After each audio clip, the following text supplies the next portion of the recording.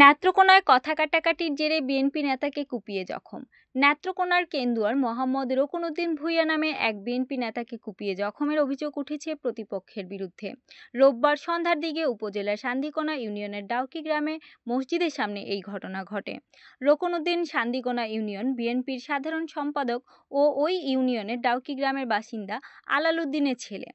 স্থানীয়রা জানান, রকুনউদ্দিন রোববার বিকেলে বাড়ি থেকে ব্যাটারি চালিত অটোরিকশায় সান্দিকোনা বাজারে যাচ্ছিলেন।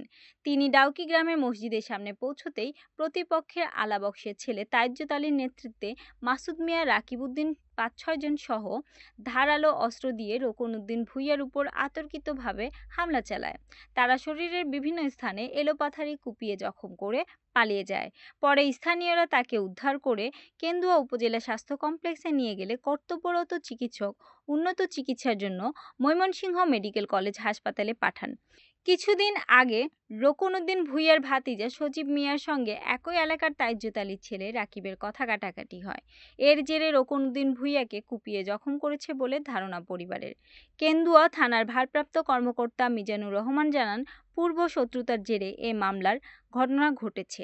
এলাকায় পুলিশ মোতায়েন আছে, পরিস্থিতি এখন স্বাভাবিক।